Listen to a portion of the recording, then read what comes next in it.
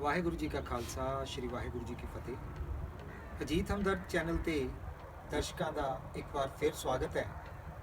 ਅੱਜ ਅਸੀਂ ਤੁਹਾਡੀ ਮੁਲਾਕਾਤ ਇੱਕ ਐਸੀ ਸ਼ਖਸੀਅਤ ਨਾਲ ਕਰਵਾ ਰਹੇ ਹਾਂ। ਪ੍ਰੋਗਰਾਮ ਹੈ ਮੇਰਾ ਲੁਕਮਾ ਸੱਚ।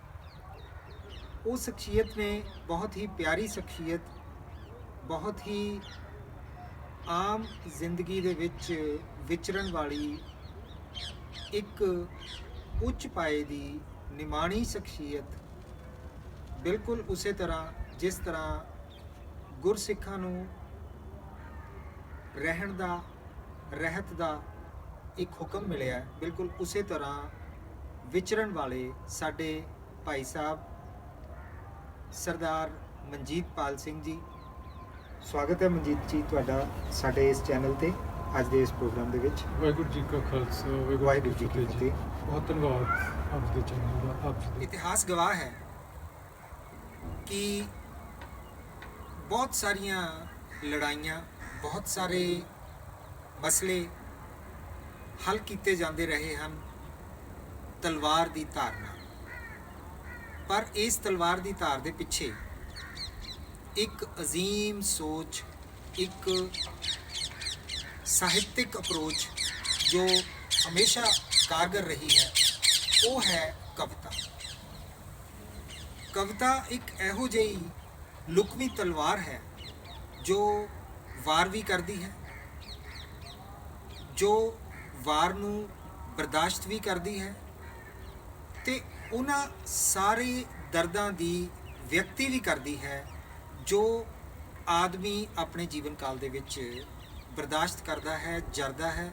ਤੇ ਇੱਕ ਸੂਖਮ ਕਵੀ ਮਨ ਇਹਨਾਂ ਸਾਰੀਆਂ ਭਾਵਨਾਵਾਂ ਦੇ ਨਾਲ ਗੁੜੁੱਤ ਕੇ ਆਪਣੀ ਰਚਨਾ ਕਰਦਾ ਹੈ।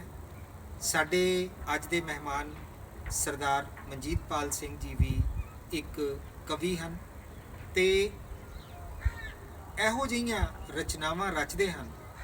ਬਹੁਤ ਸੂਖਮ ਪੱਧਰ ਤੇ ਉਹਨਾਂ ਦੀ ਸ਼ਬਦਾਵਲੀ, ਉਹਨਾਂ ਦੇ ਬਿੰਬ ਤੇ ਇੰਨਾ ਅਥਾਹ ਇਹਨਾਂ ਪਾਸ ਸ਼ਬਦਾਂ ਦਾ ਗਿਆਨ ਹੈ ਔਰ ਸ਼ਬਦਾਂ ਦਾ ਭੰਡਾਰ ਹੈ ਕਿ ਇਹਨਾਂ ਦੀਆਂ ਰਚਨਾਵਾਂ ਦੇ ਰੂਬਰੂ ਹੁੰਦੇ ਹੀ ਤੁਸੀਂ ਉਹ ਸਾਰੀਆਂ ਚੀਜ਼ਾਂ ਜਿਹੜੀਆਂ ਉਹ ਮਹਿਸੂਸ ਕਰ ਸਕੋਗੇ। ਬਹੁਤ ਉੱਚ ਪਾਏ ਦੀ ਕਵਿਤਾ ਕਹਿੰਦੇ ਨੇ।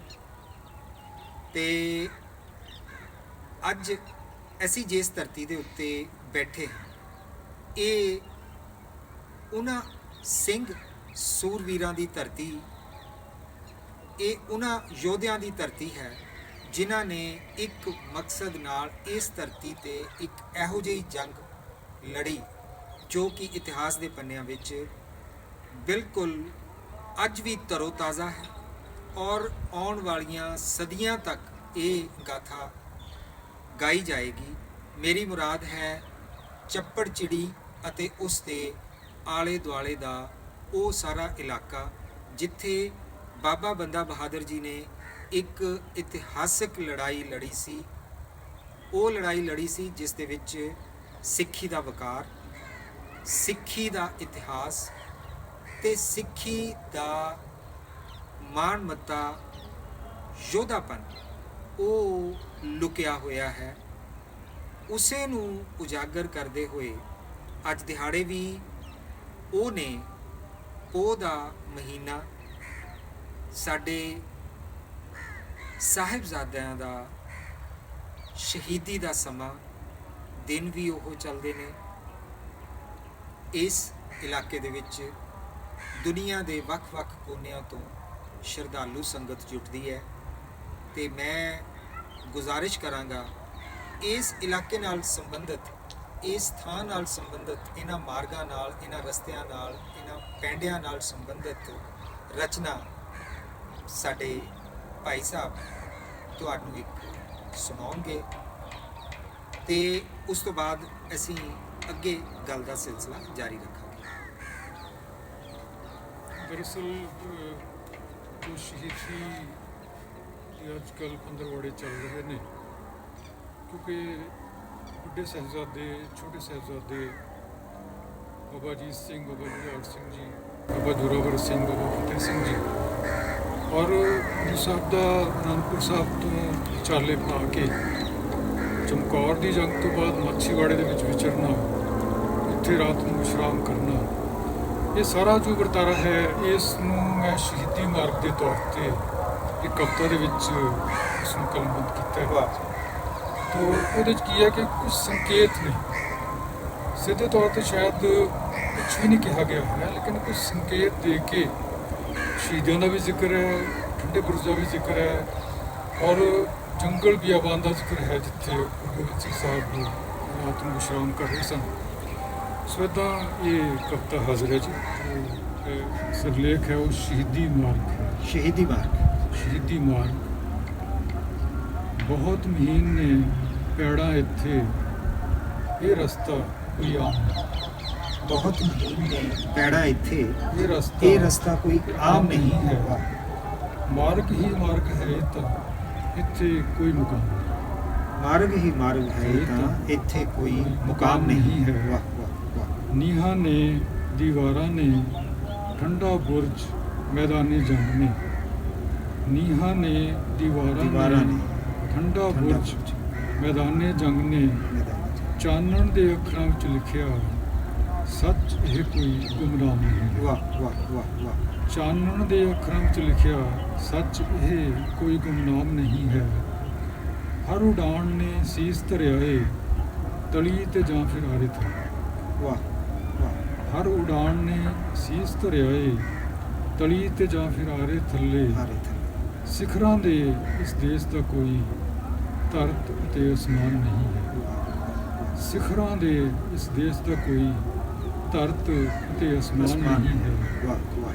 ਸ਼ਬਦ ਹੈ ਧੁਨ ਹੈ ਧਾਰ ਤੇਗ ਦੀ, ਸ਼ਬਦ ਹੈ ਧੁਨ ਹੈ ਧਾਰ ਤੇਗ ਦੀ, ਲਿਸ਼ਕ ਹੈ ਅਦਭੁਤ ਨੂਰ ਕਿਸੇ ਦੀ, ਵਿਰਾਜਮਾਨ ਗੁਰੂ ਹੈ ਹਰ ਕਣ, ਇਹ ਕੋਈ ਬੀਆ। ਸ਼ਬਦ ਹੈ ਧੁਨ ਹੈ ਧਾਰ ਤੇਗ ਦੀ, ਸ਼ਬਦ ਹੈ ਧੁਨ ਹੈ ਧਾਰ ਤੇਗ ਦੀ, ਲਿਸ਼ਕ ਹੈ ਅਦਭੁਤ ਨੂਰ ਕਿਸੇ ਦੀ, ਵਿਰਾਜਮਾਨ ਗੁਰੂ ਹੈ ਹਰ ਕਣ, ਇਹ ਕੋਈ ਬੀਆਬਾਨ ਨਹੀਂ ਹੈ। ਬੇਨਿਆਜ਼ ਤਖਤਾਂ ਤਾਜਾਂ ਤੋਂ ਨਿਵਾਜ਼ ਰਿਹਾ ਜੋ ਕਾਇਨਾਤ।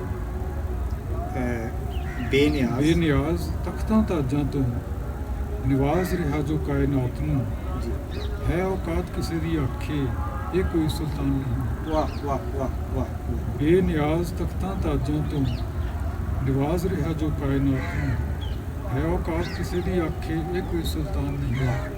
ਬਹੁਤ ਮਹੀਨ ਨੇ ਪੈੜਾਂ ਇੱਥੇ, ਇਹ ਰਸਤਾ ਕੋਈ ਆਮ ਨਹੀਂ ਹੈ। ਬਹੁਤ ਮਹੀਨ।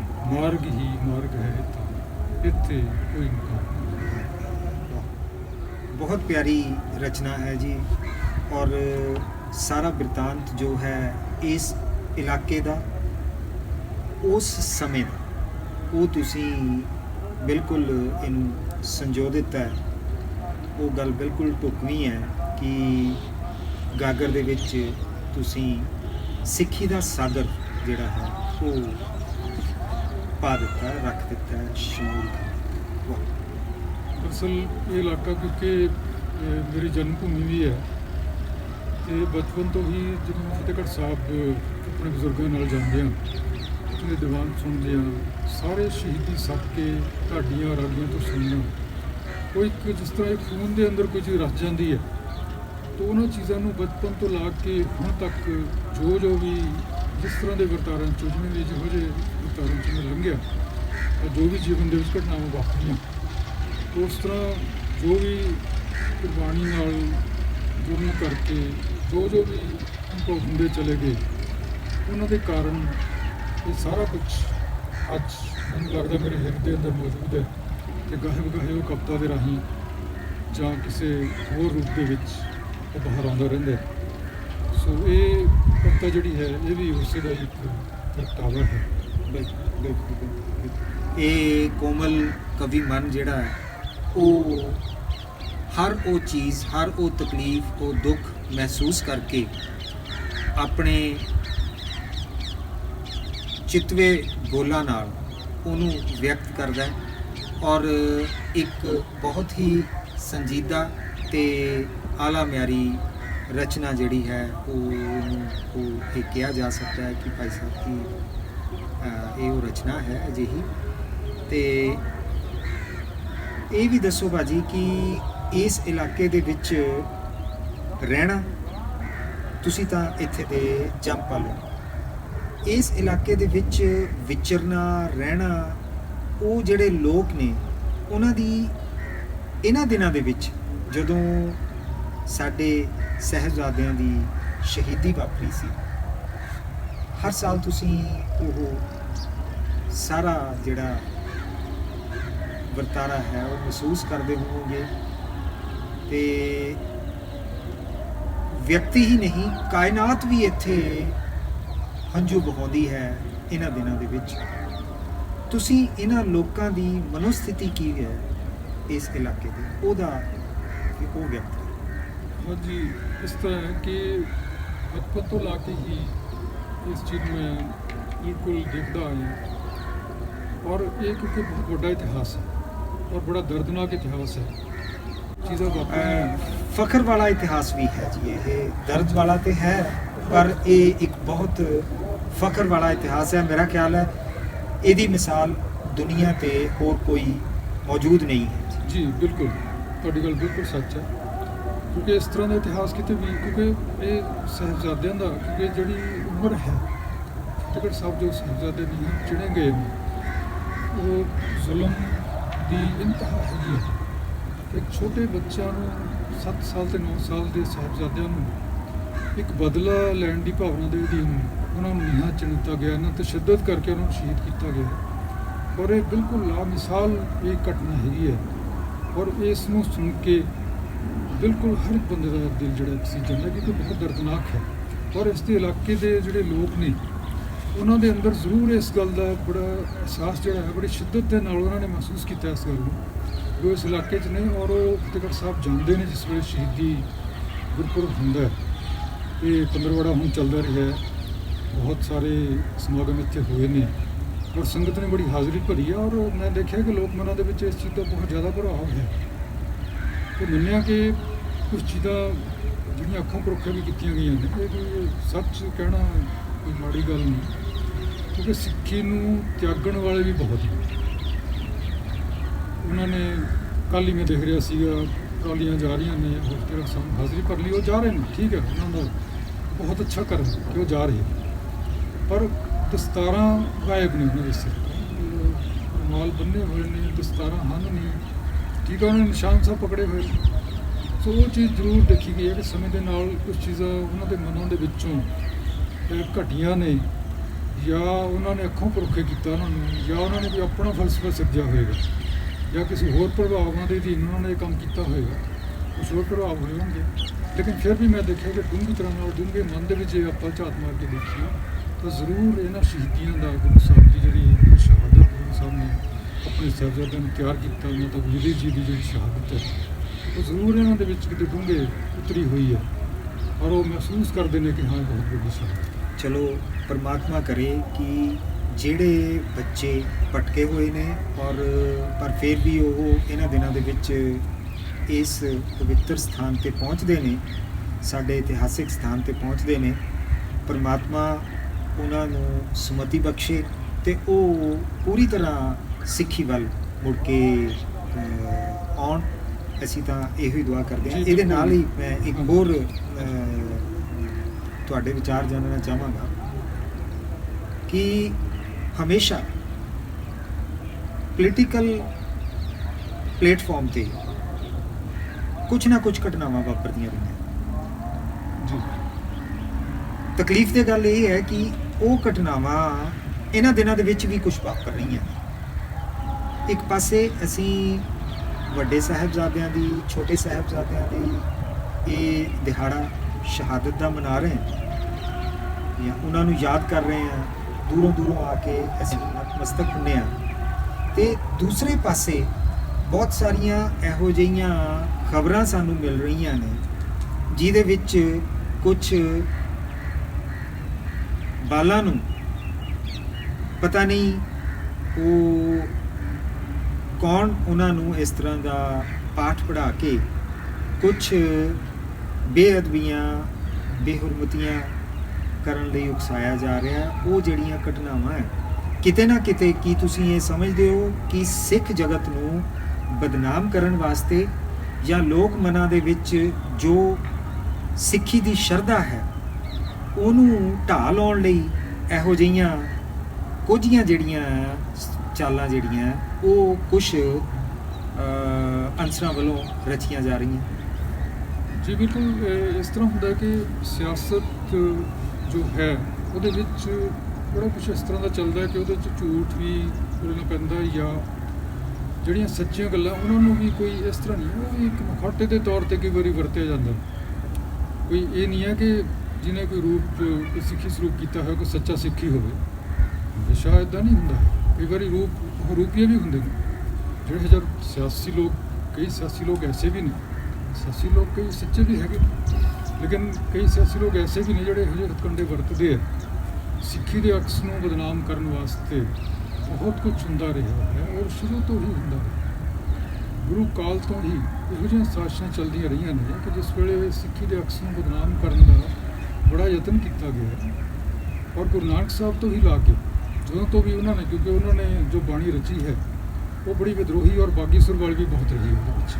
ਅਧਿਆਤਮਿਕਤਾ ਹੈ ਹੀ, ਰੱਬ ਨਾਲ ਜੋੜਨ ਵਾਲੀ ਤਾਂ ਹੈ ਹੀ ਬਿਲਕੁਲ, ਲੇਕਿਨ ਉਹਦੇ ਵਿੱਚ ਬਾਗੀ ਸੁਰ ਬਹੁਤ ਜ਼ਿਆਦਾ, ਜਿਵੇਂ ਕਿ ਬਾਬਰ ਬਾਣੀ ਹੈ ਉਹਨਾਂ ਦੀ ਬਿਲਕੁਲ, ਜਾਂ ਹੋਰ ਬਹੁਤ ਸਾਰੀ ਬਾਣੀ ਉਹਨਾਂ ਨੇ ਜਿਸ ਵੇਲੇ ਬਾਬਰ ਨੂੰ ਵੀ ਲਲਕਾਰਿਆ ਅਤੇ ਉਸ ਤੋਂ ਬਾਅਦ ਵੀ ਉਹਨਾਂ ਦੇ ਖਿਲਾਫ ਵੀ ਸਾਜ਼ਿਸ਼ਾਂ ਚੱਲੀਆਂ। ਕਹਿੰਦੇ ਨੇ ਕਿ ਕੋਈ ਕਹੇ ਭੂਤ ਨਾ ਕੋਈ ਬੇਤਾਲਾ, ਮੈਂ ਆਦਮੀ ਨਾਨਕ ਵਿਚਾਰਾ, ਉਹ ਕਹਿੰਦੇ ਰਹੇ ਨੇ। ਤਾਂ ਲੋਕਾਂ ਨੇ ਵਜ੍ਹਾ ਤਾਂ ਲਾਈਆਂ ਨੇ ਨਾ ਜੀ ਕਿ ਅਕਸ ਨੂੰ ਖਰਾਬ ਕੀਤਾ।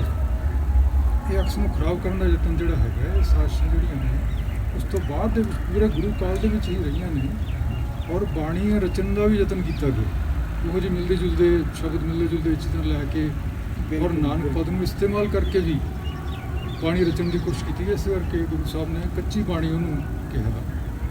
ਸੋ ਇਸ ਤਰ੍ਹਾਂ ਹੀ ਜਿਹੜੀਆਂ ਉਸ ਤੋਂ ਬਾਅਦ ਦੇ ਜਿੰਨੇ ਵੀ ਇਹ ਸ਼ਾਸਕ ਆਏ ਨੇ ਉਹਨਾਂ ਦੀ ਕੋਸ਼ਿਸ਼ ਇਹ ਰਹੀ ਹੈ, ਕਿਉਂਕਿ ਸਿੱਖੀ ਇੱਕ ਬਾਗੀਆਨਾ ਤਰ੍ਹਾਂ ਦੇ ਜਿਹੜੇ ਇਹਦੇ ਵਿੱਚ ਖਿਆਲ ਹੈਗੇ ਨੇ, ਪਰ ਉਹਨਾਂ ਦਾ ਜਿਹੜਾ ਕਿਉਂਕਿ ਹਕੂਮਤਾਂ ਦੇ ਖਿਲਾਫ ਵਿਦਰੋਹ ਕਰਨਾ, ਸਮਾਜ ਸੁਧਾਰ ਕਰਨਾ, ਜਾਂ ਮਤਲਬ ਜਿਹੜੇ ਬੇਇਨਸਾਫੀਆਂ ਹੋ ਰਹੀਆਂ ਨੇ, ਜ਼ੁਲਮ ਹੋ ਰਹੇ ਨੇ, ਤਸ਼ੱਦਦ ਹੁੰਦੀ ਹੈ, ਸ਼ਾਸਕ ਕਰਦੇ ਨੇ, ਉਹਦੇ ਖਿਲਾਫ ਲੜਨਾ ਇਹ ਸਿੱਖੀ ਦਾ ਮੁੱਖ ਮਕਸਦ ਵੀ ਰਿਹਾ।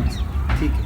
ਗੁਰੂ ਸਾਹਿਬ ਗੁਰੂ ਨਾਨਕ ਸਾਹਿਬ ਨੇ ਆਪ ਲਲਕਾਰਿਆ, ਬਾਕੀ ਦੇ ਗੁਰੂ ਸਾਹਿਬਾਨ ਨੇ, ਗੁਰੂ ਹਰਗੋਬਿੰਦ ਸਾਹਿਬ ਨੇ ਤਾਂ ਖੁੱਲ੍ਹੇ ਤੌਰ 'ਤੇ ਹੀ ਹਥਿਆਰਬੰਦ ਹੋ ਕੇ ਉਹਦਾ ਮੁਕਾਬਲਾ ਕਰਨ। ਬਿਲਕੁਲ ਗਲਤ ਕਦਰਾਂ ਕੀਮਤਾਂ, ਗਲਤ ਚੀਜ਼ਾਂ ਨੂੰ ਹਟਾਉਣ ਵਾਸਤੇ, ਉਹਨਾਂ ਦੇ ਵਿੱਚ ਸੁਧਾਰ ਲਿਆਉਣ ਲਈ ਸਮਾਜ ਦੇ ਵਿੱਚ ਜਿਹੜਾ ਸਿੱਖੀ ਉਹ ਸਾਹਮਣੇ ਆਈ ਹੈ। ਔਰ ਇੱਕ ਇਹੋ ਜਿਹੀ ਇਹ ਮੂਵਮੈਂਟ ਸੀਗੀ ਜਿਹਨੇ ਇੱਕ ਸਮਾਜ ਸੁਧਾਰਕ ਸੁਰ ਦੇ ਨਾਲ ਇੱਕ ਨਵੇਂ ਸਮਾਜ ਦੀ ਸਿਰਜਣਾ ਕੀਤੀ ਸੀ। ਇਹ ਬਿਲਕੁਲ ਸੱਚ ਹੈ। ਪਰ ਅਸੀਂ ਆਪਣੇ ਇਸ ਚੈਨਲ ਦੇ ਮਾਧਿਅਮ ਰਾਹੀਂ ਸਾਰੇ ਦਰਸ਼ਕਾਂ ਨੂੰ, ਸਾਰੇ ਉਹਨਾਂ ਸੱਜਣਾਂ ਨੂੰ, ਮਿੱਤਰਾਂ ਨੂੰ ਜਿਹੜੇ ਸਿੱਖੀ ਨਾਲ ਦਰਦ ਰੱਖਦੇ ਨੇ, ਉਹਨਾਂ ਨੂੰ ਇਹ ਬੇਨਤੀ ਕਰਾਂਗੇ ਕਿ ਸਿੱਖੀ ਨੂੰ ਬਦਨਾਮ ਕਰਨ ਦੀਆਂ ਇਹ ਜਿਹੜੀਆਂ ਕੁਝੀਆਂ ਚਾਲਾਂ ਨੇ, ਇਹਨਾਂ ਨੂੰ ਉਹ ਪਹਿਚਾਨਣ ਤੇ ਰੱਬ ਦਾ ਵਾਸਤਾ ਹੈ ਉਹ ਲੋਕੋ ਜਿਹੜੇ ਸਿੱਖੀ ਨੂੰ ਬਦਨਾਮ ਕਰਦੇ ਨੇ, ਇਸ ਤਰ੍ਹਾਂ ਨਾ ਕਰੋ। ਇਹ ਘੋਰ ਪਾਪ ਹੈ। ਤੁਸੀਂ ਵੀ ਕਿਸੇ ਨਾ ਕਿਸੇ ਧਰਮ ਨੂੰ ਜ਼ਰੂਰ ਮੰਨਦੇ ਹੋਵੋਗੇ ਤੇ ਕੋਈ ਵੀ ਧਰਮ ਇਸ ਤਰ੍ਹਾਂ ਦੀਆਂ ਚਾਲਾਂ ਚੱਲਣ ਦੀ ਆਗਿਆ ਹੀ ਨਹੀਂ ਦਿੰਦਾ। ਇਹ ਤੁਹਾਡੇ ਲਈ ਬਹੁਤ ਮੰਦਭਾਗੀ ਗੱਲ ਹੈ। ਤੁਸੀਂ ਸਿੱਖੀ ਨੂੰ ਨਹੀਂ ਮੰਨਦੇ ਨਾ ਸਹੀ, ਪਰ ਆਪਣੇ ਧਰਮ ਦੇ ਵਿੱਚ ਤਾਂ ਪੱਕੇ ਰਹੋ। ਉਹਨਾਂ ਦੇ ਅਸੂਲਾਂ ਨੂੰ ਤਾਂ ਤੁਸੀਂ ਮੰਨੋ, ਉਹਨਾਂ ਅਸੂਲਾਂ 'ਤੇ ਤਾਂ ਚੱਲੋ।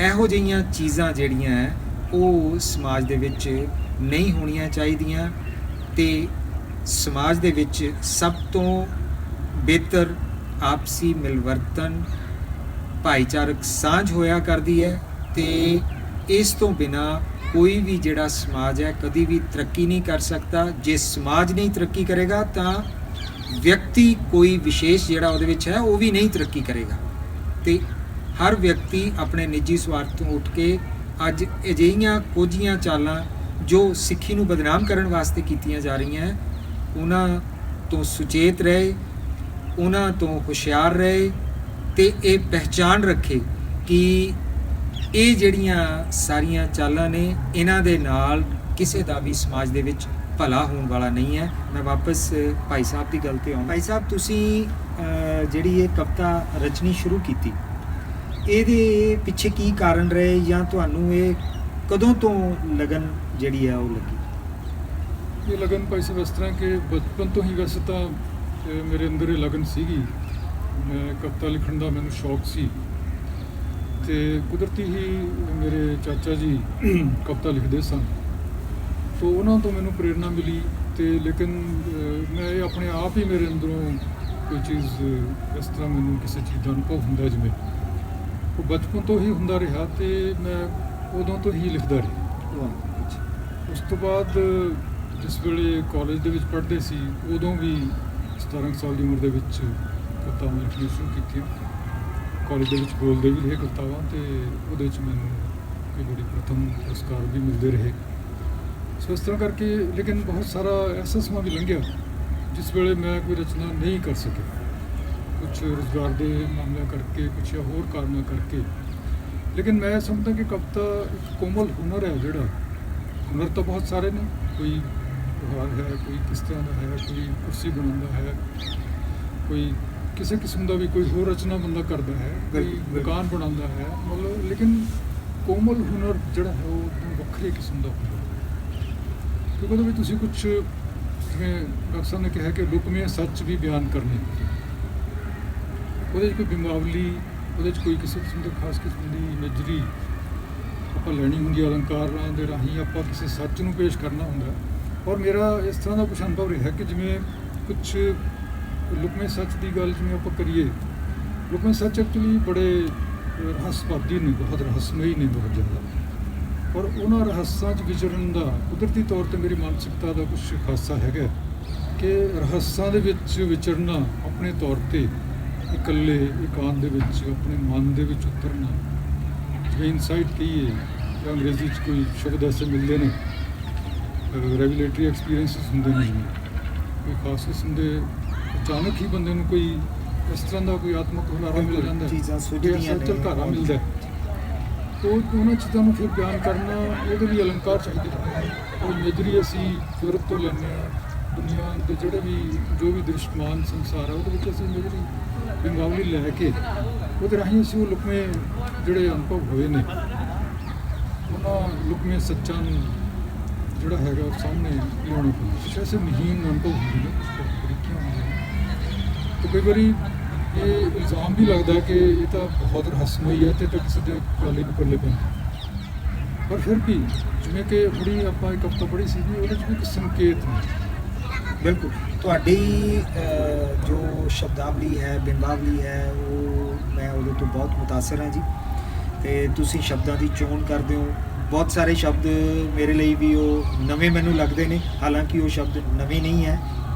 ਮੇਰੇ ਨਵੇਂ, ਉਹ ਮੈਨੂੰ ਨਵੇਂ ਲੱਗਣ ਦਾ ਇਹ ਹੈ ਕਿ ਮੈਨੂੰ ਉਹਨਾਂ ਸ਼ਬਦਾਂ ਦਾ ਗਿਆਨ ਨਹੀਂ ਹੈ। ਅਤੇ ਇਹਦਾ ਮਤਲਬ ਹੈ ਕਿ ਤੁਹਾਡੇ ਕੋਲ ਸ਼ਬਦ ਭੰਡਾਰ ਹੈ। ਅਸੀਂ ਤੁਹਾਡੀ ਹੁਣੇ ਹੀ ਇੱਕ ਹੋਰ ਬਹੁਤ ਪਿਆਰੀ ਰਚਨਾ ਸੁਣਾਂਗੇ। ਨਾਲ ਦੀ ਨਾਲ ਤੁਸੀਂ ਚਾਹ ਦਾ ਪਿਆਲਾ ਲਓ।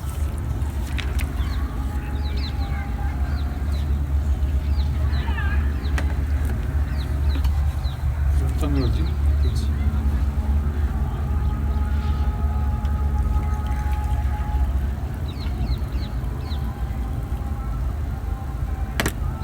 ਜੀ,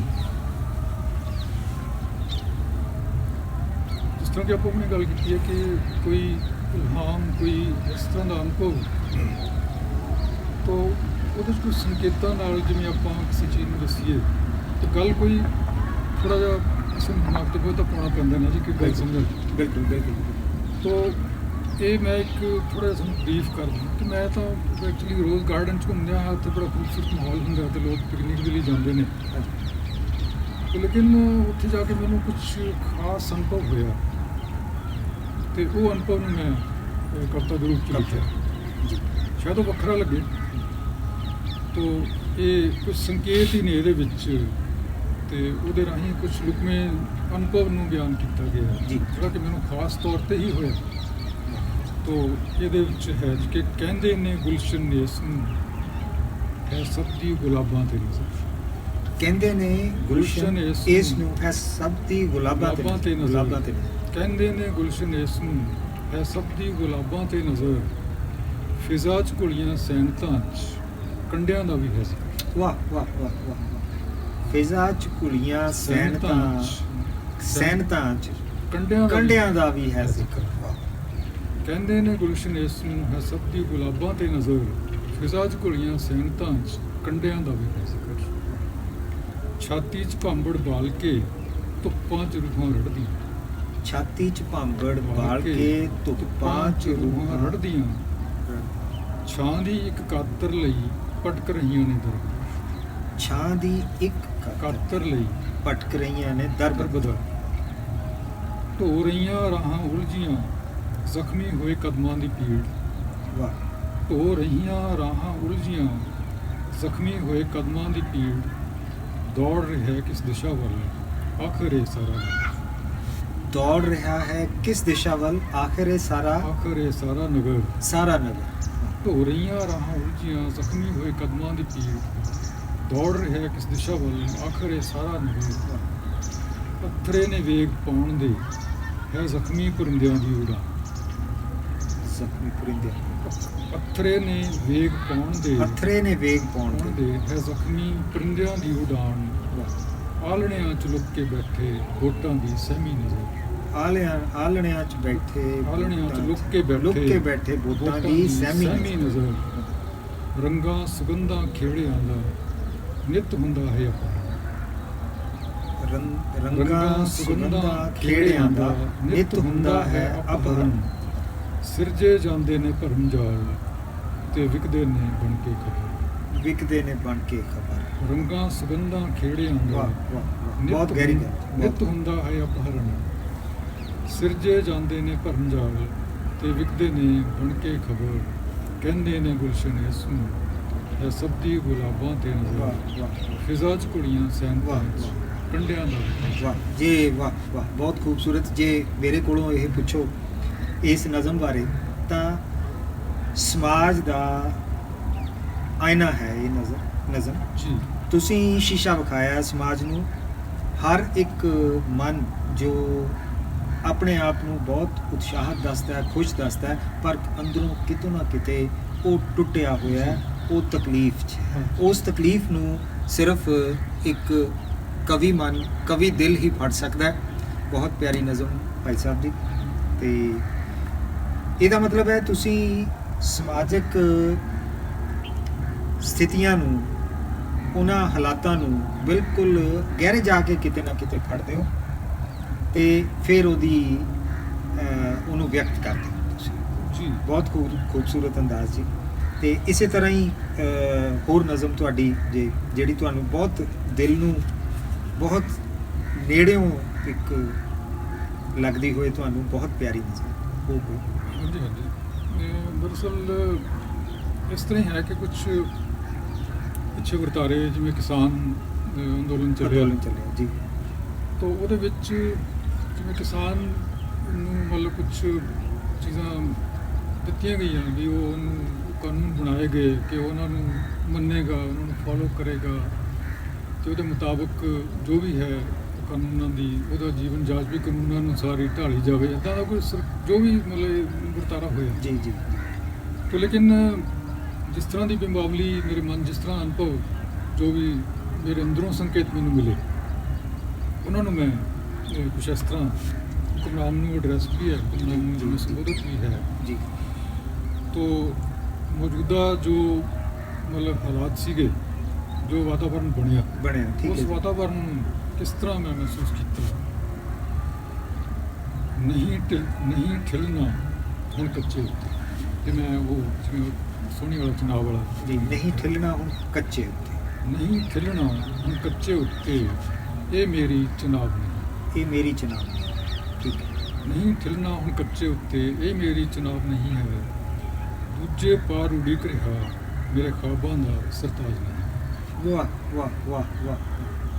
ਦੂਜੇ ਪਾਰ ਉਡੀਕ ਰਿਹਾ ਮੇਰੇ ਖ਼ਵਾਬਾਂ ਦਾ ਸਰਤਾਜ ਨਹੀਂ ਹੈ, ਸ਼ਬਦ ਵੀ ਹੋਣੇ ਆਕਾਰਾਂ ਦਾ ਸਿਰਜ ਲਿਆ ਤੂੰ ਜੰਗਲ ਸ਼ਬਦ ਵਿਖਾਉਣੇ ਸ਼ਬਦ ਨੇ ਆਕਾਰਾਂ ਦਾ ਆਕਾਰਾਂ ਦਾ ਸਿਰਜ ਲਿਆ ਤੂੰ ਜੰਗਲ ਹੈ ਸਿਰਜ ਲਿਆ ਤੂੰ ਜੰਗਲ।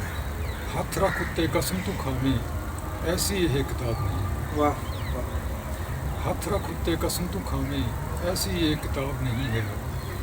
ਨਿਆਂ ਤੋਂ ਪਾਰ ਹਾਂ ਮੈਂ ਤਾਂ ਨਿਆਂ ਤੋਂ ਪਾਰ ਹੈ ਮੈਂ ਤਾਂ ਮੈਂ ਕੀ ਕਰਨਾ ਇਹਨਾਂ। ਠੀਕ ਹੈ। ਨਿਆਂ ਤੋਂ ਪਾਰ ਹੈ ਮੈਂ ਤਾਂ ਮੈਂ ਕੀ ਕਰਨਾ ਇਹਨਾਂ ਦਾ। ਮੇਰੀ ਤਲੀ ਤੇ ਕੁਝ ਟਿਕਾਵੇ ਐਡਾ ਕੋਈ ਨਵਾਬ ਨਹੀਂ। ਨਵਾਬ ਮੇਰੀ ਤਲੀ ਤੇ ਕੁਝ ਟਿਕਾਵੇ ਐਡਾ ਕੋਈ ਨਵਾਬ ਨਹੀਂ ਹੈ। ਸੋਨੇ ਦਾ ਕੋਈ ਹਿਰਨ ਦਿਖਾ ਕੇ ਕਦੋਂ ਮੈਨੂੰ ਛਲ ਸਕਿਆ। ਸੋਨੇ ਦਾ ਕੋਈ ਹਿਰਨ ਦਿਖਾ ਦਿਖਾ ਕੇ ਕਦੋਂ ਮੈਨੂੰ ਛਲ ਸਕਿਆ। ਮੇਰੀ ਰੂਹ ਦੇ ਮੇਚ ਆ ਜਾਵੇ ਐਸਾ ਕੋਈ ਖਾਬ ਨਹੀਂ। ਐਸਾ ਕੋਈ ਖਾਬ ਨਹੀਂ। ਮੇਰੀ ਰੂਹ ਦੇ ਮੇਚ ਆ ਜਾਵੇ ਐਸਾ ਕੋਈ ਖਾਬ ਨਹੀਂ ਹੈ। ਰਾਜ ਹੱਠ ਤੇਰਾ ਕੀ ਜਾਣੇ ਸ਼ਕਤੀ ਹਲਾਂ ਪਜਾੜੀ। ਵਾਹ ਵਾਹ ਵਾਹ, ਬਹੁਤ ਖੂਬਸੂਰਤ। ਰਾਜ ਹੱਠ ਤੇਰਾ ਕੀ ਜਾਣੇ ਸ਼ਕਤੀ ਹਲਾਂ ਪਜਾੜੀ ਦੀ ਝੁਕੀਆਂ ਬਾਦਸ਼ਾਹੀਆਂ ਕਈ ਇੱਥੇ ਤੈਨੂੰ ਅਜੇ ਹਿਸਾਬ ਓਏ ਹੋਏ, ਵਾਹ ਵਾਹ ਵਾਹ ਵਾਹ। ਰਾਜ ਹੱਠ ਤੇਰਾ ਕੀ ਜਾਣੇ ਵਾਹ, ਵਾਹ। ਸ਼ਕਤੀ ਹਲਾਂ ਪੰਜਾਲੀਆਂ ਦੀ ਝੁਕੀਆਂ ਬਾਦਸ਼ਾਹੀਆਂ ਕਈ ਇੱਥੇ ਤੈਨੂੰ ਅਜੇ ਹਿਸਾਬ ਨਹੀਂ। ਨਹੀਂ ਠਹਿਰਨਾ ਹੁਣ ਕੱਚੇ ਉੱਤੇ ਇਹ ਮੇਰੀ ਚਨਾਬ ਜਨਾਬ ਨੇ ਦੂਜੇ ਪਾਰ ਉਡੀਕ ਰਿਹਾ ਮੇਰੇ ਖਾਬ। ਵਾਹ ਵਾਹ ਸਰਤਾਜ। ਵਾਹ ਵਾਹ, ਬਹੁਤ ਖੂਬਸੂਰਤ। ਬਾਗੀ ਸੁਰ ਵਾਲੀ ਇਹ ਕਵਿਤਾ ਔਰ ਪੂਰੀ ਇੱਕ ਭਾਵਨਾ ਨਾਲ ਗੁਰੂਦੀ ਹੋਈ, ਜਿਹਦੇ ਵਿੱਚ ਤੁਸੀਂ ਆਪਣੇ ਮਨ ਦੇ ਵਿੱਚ ਇੱਕ ਫੈਸਲਾ ਧਾਰੀ ਬੈਠੇ ਹੋ ਕਿ ਇਹ ਗੱਲਾਂ ਜਿਹੜੀਆਂ ਹੈ ਇਹ ਹੁਣ ਇੱਥੇ ਮੁੱਕਣ ਵਾਲੀਆਂ ਨਹੀਂ। ਬਹੁਤ ਪਿਆਰੀ ਖੂਬਸੂਰਤ ਕਵਿਤਾ ਹੈ ਜੀ। ਇਸ ਸਾਰੇ ਜਿਹੜਾ ਅਸੀਂ ਪਿੱਛੇ ਮਾਹੌਲ ਦੇਖਿਆ ਕਿ ਹਾਲੇ ਉਹ ਚੱਲ ਹੀ ਰਿਹਾ ਸਾਰਾ, ਤੇ ਅਸੀਂ ਲੱਗਦਾ ਇਹ ਹੈ ਕਿ ਇਹ ਸ਼ਾਂਤ ਹੋ ਗਿਆ, ਪਰ ਇਹ ਸ਼ਾਂਤ ਵਰਗਾ ਸ਼ਾਂਤ ਨਹੀਂ ਹੈ, ਕਿਉਂਕਿ ਮਸਲਿਆਂ ਦਾ ਹਾਲੇ ਪੂਰਨ ਰੂਪ ਦੇ ਵਿੱਚ ਹੱਲ ਜਿਹੜਾ ਹੈ ਉਹ ਸਾਹਮਣੇ ਨਹੀਂ ਆਇਆ। ਤੇ ਜਿੰਨੀ ਦੇਰ ਤੱਕ ਮਸਲਿਆਂ ਦੇ ਪੂਰਨ ਹੱਲ ਨਹੀਂ ਹੋ ਜਾਂਦੇ ਉਨੀ ਦੇਰ ਤੱਕ ਉਹ ਚੀਜ਼ਾਂ ਜਿਹੜੀਆਂ ਹੈਗੀਆਂ ਉਹ ਚੱਲਦੀਆਂ ਰਹਿੰਦੀਆਂ, ਕਦੀ ਉੱਪਰ ਕਦੀ ਥੋੜਾ ਨੀਵੀਂ ਸੁਰ ਤੇ। ਤੇ ਬਹੁਤ ਖੂਬਸੂਰਤ ਭਾਜੀ ਤੁਹਾਡੀ ਇਹ ਕਵਿਤਾ ਸੀ। ਤੇ ਕੀ ਸਮਾਜ ਜਿਹੜਾ ਸਮਾਜਿਕ ਦਰਦ ਹੈ ਉਸ ਤੋਂ ਹਟ ਕੇ ਕੀ ਕੋਈ ਰੋਮਾਂਟਿਕ ਸਾਈਡ ਵੀ ਤੁਸੀਂ ਆਪਣੀਆਂ ਕਵਿਤਾਵਾਂ ਦਾ ਵਿਸ਼ਾ ਬਣਾਇਆ, ਜਾਂ ਇਸੇ ਚੀਜ਼ ਨੂੰ ਤੁਸੀਂ ਅੱਗੇ ਤੋਰਦੇ ਰਹੇ ਹੋ ਸਮਾਜਿਕ ਪੀੜ ਨੂੰ? ਹਾਂ, ਸਮਾਜਿਕ ਪੀੜ ਤਾਂ ਇੱਕ ਹੈ ਹੀ ਪਹਿਲੂ, ਲੇਕਿਨ ਉਸ ਤੋਂ ਇਲਾਵਾ ਵੀ ਕੁਝ ਐਸੀਆਂ ਗੱਲਾਂ ਵੀ ਨੇ ਜਿਹੜੀਆਂ ਕਿ ਸਮਾਜਿਕ ਸਰੋਕਾਰਾਂ ਤੋਂ ਹਟ ਕੇ ਵੀ ਨੇ, ਜਿਹੜੀਆਂ ਰੂਹ ਨਾਲ ਹੀ ਤਾਲੁਕ ਰੱਖਦੀਆਂ ਨੇ ਕਈ ਵਾਰੀ ਜੀ। ਸੋ ਆਪਣੇ ਵੇਦਨਾ ਨੂੰ ਜਾਂ ਆਪਣੇ ਅੰਦਰਲੇ ਦਰਦ ਨੂੰ ਵੀ ਅਸੀਂ ਵਿਅਕਤ ਕਰਨ ਦਾ ਜਿਵੇਂ ਕੋਸ਼ਿਸ਼ ਕਰਦੇ ਹਾਂ, ਤਾਂ ਉਹ ਕੋਈ ਐਸੇ ਅਨੁਭਵ ਹੁੰਦੇ ਨੇ ਜਿਹੜੇ ਕੁਝ ਸੰਕੇਤਾਂ ਨਾਲ, ਜਿਵੇਂ ਪਹਿਲਾਂ ਵੀ ਆਪ ਨੂੰ ਬੇਨਤੀ ਕਰ ਚੁੱਕੇ ਹਾਂ ਕਿ ਕੁਝ ਸੰਕੇਤ ਹੀ ਦੇਣੇ ਪੈਂਦੇ ਨੇ। ਕੋਈ ਦਰਦ ਜਿਹੜਾ ਹੁੰਦਾ ਇਸ ਤਰ੍ਹਾਂ ਦੀ ਇੱਕ ਰਚਨਾ ਪਿਛਲੇ ਅਰਸੇ ਵਿੱਚ ਮੈਂ ਰਚਨਾ ਕੀਤੀ ਸੀ ਕਿ ਉਸ ਨੂੰ ਕਈਆਂ ਨੇ ਮੇਰੀ ਆਤਮ ਕਥਾ ਵੀ ਸਮਝਿਆ। ਅੱਛਾ ਅੱਛਾ ਅੱਛਾ। ਤੇ ਮੈਂ ਲੇਕਿਨ ਉਹ ਮੈਨੂੰ ਮੈਂ ਜ਼ਿਕਰ ਕਰਾਂ ਕਿ ਇਹ ਰਚਨਾ ਜਿਸ ਵੇਲੇ ਕਿਸੇ ਇੰਗਲੈਂਡ ਦੀ ਕਿਸੇ ਲੇਡੀ ਨੇ ਪੜ੍ਹੀ, ਹਾਂਜੀ, ਤਾਂ ਉਹਨਾਂ ਨੇ ਮੈਨੂੰ ਕਿਹਾ ਵੀ ਕਿ ਇਸ ਤਰ੍ਹਾਂ ਦਾ ਕੋਈ ਪਿੱਛੇ ਕੋਈ ਵਿਅਕਤੀ ਵੀ ਹੈ ਇਹਦੇ, ਅੱਛਾ ਅੱਛਾ, ਤੇ ਆ ਕੇ ਸ਼ਬਦਾਂ ਦੀ ਹੀ ਜਾਦੂਗਰੀ ਹੈ। ਠੀਕ ਹੈ ਠੀਕ ਹੈ। ਤਾਂ ਮੈਂ ਉਹਨਾਂ ਨੂੰ ਕਿਹਾ ਵੀ ਸ਼ਬਦਾਂ ਦੀ ਜਾਦੂਗਰੀ ਤਾਂ ਹੁੰਦੀ ਹੀ ਹੈ, ਇੱਕ ਕਵੀ ਕੋਲ ਸ਼ਬਦਾਂ ਦੀ ਜਾਦੂਗਰੀ ਤਾਂ ਹੈ ਜੀ, ਲੇਕਿਨ ਇਹ ਹੈ ਕਿ ਇਸ ਨੂੰ ਮੈਂ ਆਪਣੀ ਆਤਮ ਕਥਾ ਨਹੀਂ ਕਹਿੰਦਾ, ਲੇਕਿਨ ਕੋਈ ਹੋਰ ਵੀ ਇਹਨੂੰ ਆਪਣੀ ਆਤਮ ਕਥਾ ਕਹਿ ਸਕਦਾ, ਕਿਉਂਕਿ ਇੱਕ ਜਿਹੜਾ ਸਧਾਰਨੀਕਰਨ ਆਪਾਂ ਜਿਹਨੂੰ ਜਨਰਲਾਈਜੇਸ਼ਨ ਕਹਿੰਦੇ ਹਾਂ, ਇੱਕ ਜਨਰਲਾਈਜ਼ਡ ਫਿਨੋਮੀਨਾ ਵੀ ਕੋਈ ਵਰਤਾਰਾ ਵੀ ਹੁੰਦਾ ਹੈ ਕਿ ਦੂਜਾ ਵੀ ਉਹਨੂੰ ਆਪਣੀ ਆਤਮ ਕਥਾ ਸਮਝ ਲੇ, ਆਪਣੀ ਦਿਲ ਦਾ ਦਰਦ ਸਮਝ ਲੇ। ਬਿਲਕੁਲ ਬਿਲਕੁਲ ਬਿਲਕੁਲ। ਸਾਹਿਤ ਹੁੰਦਾ ਹੀ ਉਹੀ ਸਾਹਿਤ ਜਿਹੜਾ ਹੈਗਾ ਪੜ੍ਹਿਆ ਸੁਣਿਆ ਵੇਖਿਆ ਜਾਂਦਾ ਹੈ, ਜਿਹੜਾ ਮੈਨੂੰ ਮੇਰੇ ਵਰਗਾ ਲੱਗਦਾ। ਜੀ। ਜਿਹਦੇ ਚੋਂ ਮੈਂ ਸਾਹਮਣੇ ਖੜਾ ਮੈਨੂੰ ਆਪਣਾ ਆਪ ਦਿਸ ਪੈਂਦਾ। ਬਿਲਕੁਲ ਸਹੀ ਗੱਲ ਹੈ ਜੀ। ਸੋ ਉਹ ਰਚਨਾ ਫਿਰ ਇੱਕ ਦਿਲ ਚੋਂ ਉੱਠੀ, ਜਿਵੇਂ ਆਪ ਜੀ ਨੇ ਰੋਮਾਂਸਵਾਦੀ ਇਹ ਗੱਲ ਕੀਤੀ। ਰੋਮਾਂਸ ਵੀ ਇੱਕ ਇਮੈਜੀਨੇਟਿਵ ਵਰਲਡ ਦੀ ਕ੍ਰੀਏਸ਼ਨ ਹੈ, ਬਿਲਕੁਲ ਇੱਕ ਕਾਲਪਨਿਕ ਸੰਸਾਰ 'ਚ ਬੰਦਾ ਵਿਚਰਦਾ ਹੈ। ਤੇ ਜੋ ਵਰਤਾਰੇ ਉਹ ਸੰਸਾਰ 'ਚ ਵਾਪਰਦੇ ਨੇ, ਕਿਉਂਕਿ ਆਪਣਾ ਇੱਕ ਸੰਸਾਰ ਹੁੰਦਾ ਕਵੀ ਦਾ। ਉਹ ਸੰਸਾਰ ਦੇ ਵਿੱਚੋਂ ਜੋ ਝਲਕਾਂ ਉਹਨੂੰ ਮਿਲਦੀਆਂ ਨੇ, ਉਹਨਾਂ ਝਲਕਾਂ ਨੂੰ ਜਿਸ ਤਰ੍ਹਾਂ ਉਹ ਵੀ ਵਿਅਕਤ ਕਰਦਾ ਹੈ। ਇਸ ਤਰ੍ਹਾਂ ਹੀ ਕੁਝ ਇਸ ਤਰ੍ਹਾਂ ਝਲਕਾਂ ਮੈਨੂੰ ਮਿਲੀਆਂ, ਮੈਂ ਆਪਣੇ ਅੰਦਰ ਤੋਂ ਜੋ ਦੇਖਿਆ। ਜੀ। ਸੋ ਹਾਜ਼ਰ ਹੈ ਜੀ ਕਿ ਇਰਸ਼ਾਦ। ਪੁੱਜਿਆ ਨਹੀਂ ਹੈ ਸਾਗਰ ਤੱਕ ਉਹ, ਰਾਹ ਵਿੱਚ ਕਿਧਰੇ ਰਹਿ ਗਿਆ। ਪੁੱਜਾ ਨਹੀਂ ਹੈ ਸਾਗਰ ਸਾਗਰ ਤੱਕ ਤੱਕ ਉਹ, ਉਹ। ਰਾਹ ਵਿੱਚ ਕਿਧਰੇ ਰਹਿ ਗਿਆ ਹੋਣਾ। ਪੁੱਜਿਆ ਨਹੀਂ ਹੈ ਸਾਗਰ ਤੱਕ ਉਹ, ਰਾਹ ਵਿੱਚ ਕਿਧਰੇ ਰਹਿ ਗਿਆ ਹੋਣਾ। ਪਾਣੀ ਹੀ ਹੈ ਆਖਰੋ ਤਾਂ, ਹੋਰ ਹੀ ਕਿਧਰੇ ਵਹਿ ਗਿਆ ਹੋਣਾ। ਰਹਿ ਗਿਆ। ਪਾਣੀ ਹੀ ਹੈ ਆਖਰੋ ਤਾਂ, ਹੋਰ ਹੀ ਕਿਧਰੇ ਵਹਿ ਗਿਆ ਹੋਣਾ। ਸਾਗਰ ਹੀ ਨਹੀਂ ਕੇਵਲ ਇੱਥੇ, ਛੋਣ ਲਈ ਨੇ ਹੋਰ ਵੀ ਸੀ। ਸਾਗਰ ਹੀ ਨਹੀਂ ਕੇਵਲ ਇੱਥੇ, ਛੋਣ ਲਈ ਨੇ ਹੋਰ ਵੀ ਸਿੱਖਣਾ। ਸਿੱਖਣਾ। ਕੋਈ ਪਰਿੰਦਾ ਉੱਡਦਾ ਉੱਡਦਾ ਕੰਨ ਵਿੱਚ ਉਹਦੇ ਕਹਿ ਗਿਆ। ਸਾਗਰ ਹੀ ਨਹੀਂ ਕੇਵਲ ਇੱਥੇ, ਛੋਣ ਲਈ ਨੇ ਹੋਰ ਵੀ ਸਿੱਖਣਾ। ਕੋਈ ਪਰਿੰਦਾ ਉੱਡਦੇ ਉੱਡਦੇ ਕੰਨ ਵਿੱਚ ਉਹਦੇ ਕਹਿ ਗਿਆ। ਕਿੰਜ ਸਮਾਉਣਾ ਮਾਰੂ ਥਲ ਵਿੱਚ, ਕਿੰਜ ਸਮਾਉਣਾ ਮਾਰੂ ਥਲ ਵਿੱਚ, ਅਣਜਾਣ ਨਹੀਂ ਹੈ ਰੂਹ ਉਸ ਦੀ। ਅਣਜਾਣ ਨਹੀਂ ਹੈ ਰੂਹ ਉਸ ਦੀ। ਕਿੰਜ ਸਮਾਉਣਾ ਮਾਰੂ ਥਲ ਵਿੱਚ, ਅਣਜਾਣ ਨਹੀਂ ਹੈ ਰੂਹ ਉਸ ਦੀ। ਆਪ ਮੁਹਾਰੇ ਵਿੱਚ ਉਹਦਾ ਹਰ ਹੱਦ ਬਣਾ ਟਹਿ ਗਿਆ। ਆਪ ਮੁਹਾਰੇ ਵੇਗ ਚ ਉਸਦਾ ਹਰ ਹੱਦ ਟਹਿ ਗਿਆ।